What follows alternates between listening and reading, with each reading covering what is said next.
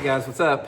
Welcome back here to today's edition of Intuitive Angling, and man, I really appreciate you guys checking out today's video and stopping by for a little bit. Got a really good video for you all today as far as swim bait modifications are going to go. This is a modification, guys, I use every time I fish a swim bait this time of year. The type of swim bait I'm talking about today are the rib swim baits, these 2 and 3 inch rib swim baits, which are really good throughout November, December, January, and February, and into March. And I think that if you use this modification, you're going to notice a considerable difference in the number of bites you get. If you take a swim bait just out of the box like this and rig it, let's say, for example, you catch 10 bass in a day. If you use this modification I'm talking about, you're going to probably catch 13, 14, or 15 bass instead of 10. So this is something that I do every single time, and I'm going to share it with you guys in today's episode. Also, guys, for get started, our daily dreaded housekeeping tips that some people fast forward through and people that support the channel watch. Just like to invite everybody to check out the pre-Black Friday sale on my Solar Bat series RB2s and RB3 glasses here. You can get them at 40% off right now at the solarbat.com website, or you can get them at Tackle Warehouse on my link in the description here. Like I said, you can get the RB2s or RB3s. These are the 2s here. And get you a pair of these high contrast yellow lenses, guys. They really make everything brighten up on those gloomy fall days. So put that in the description. Also, real quick, guys, anybody interested in booking an on-the-water lesson with me, just go to my Facebook page, Randy Blaukat Professional Angler. Shoot me a private message. We're getting a bunch of jerkbait lessons lined out now, so hope to hear from you guys there. Okay, here we're going to talk about this. I'm going to run you through this whole step here, how to do this. This is what it looks like stock from the package. This is the Zoom Z Swim here, or a Kitech, anything like this. Really good baits for the winter time of the year. Probably some of the top producers aside from like jerk baits. And I'm going to show you the modification that I always use with it, and I'm going to show you the before and after. Okay, the first thing you're going to need is a chartreuse marking pen.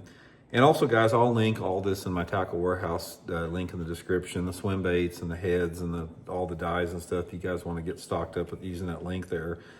First thing you want to do with the rib swim bait is most rib swim baits, if you look at them, they have sort of a color separation about halfway through. You want to take the chartreuse, guys, and you want to draw along that line where it's sort of a seam that goes through there.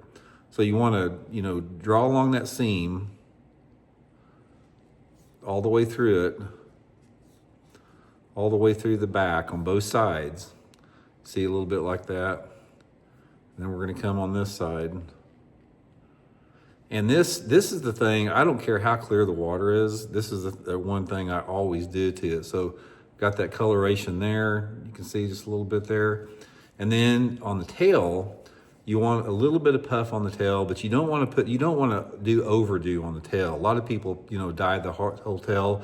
You just want a little bit of color on there. Just see how I just got a little tiny bit of color on there? That's what you want to look for it. So that is going to be the way that it looks with a little bit of dye before and after. Here's the before and after on it, as far as how it looks, before and after the dye with it. Okay, next thing you want to do, Okashira jig head, guys, Megabass Okashira, 1/8 ounce head, and we're going to paint it red with some red fingernail polish.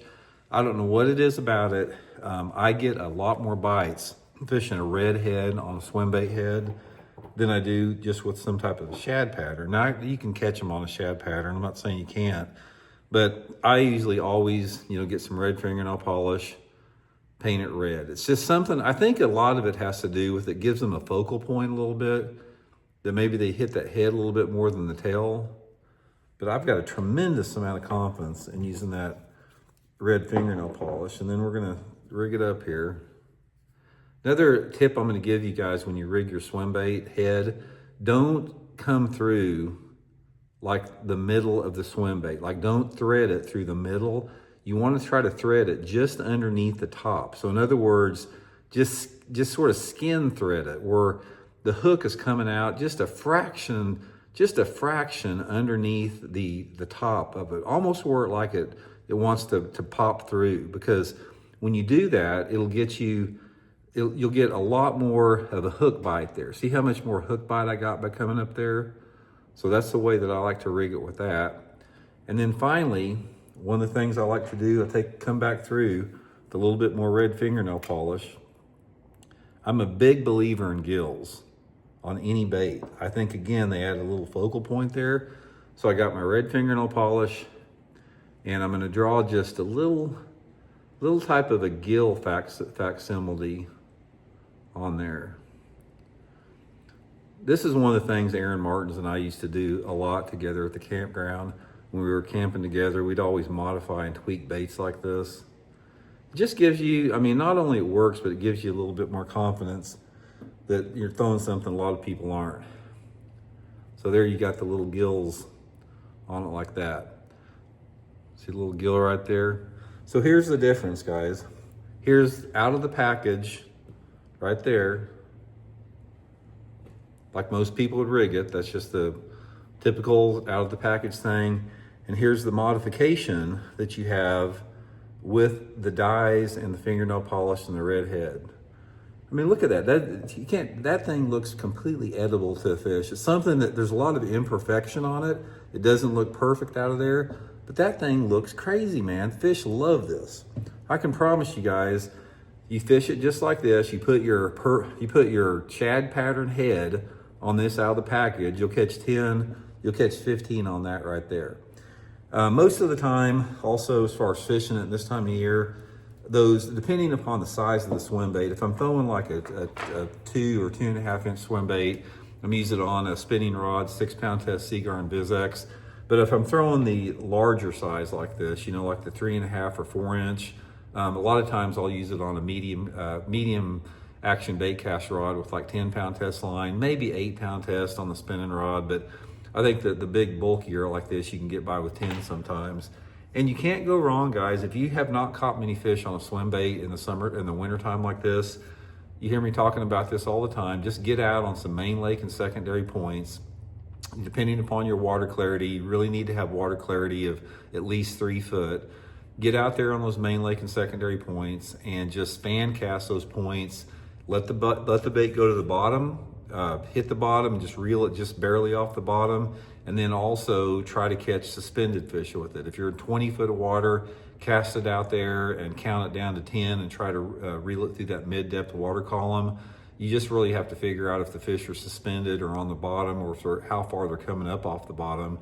But if you're fishing, say for example, like an Alabama rig or a jerk bait on some points, and you're catching some fish on a suspended jerk bait or an A-rig, you can use a swim bait here to mop them up really good with that. Really good way to catch them on points. And also another thing that works really good this time of year is if you go back into like a major creek arm and go into one of those coves off the major creek arm and get in the middle of that cove in about 20 or 30 foot of water, take the swim bait and throw it right down the middle of the cove. And we call them guts or ditches, and count it down, 10 or 15 feet, just reel it over those ditches. That's a really good way to catch them. But now's the time to do it, man. From now until March, this is gonna be a really good deal. Just modify it like that, guys. I promise you guys, it's gonna add up to some good fish for you guys. So anyway, guys, we'll check in later.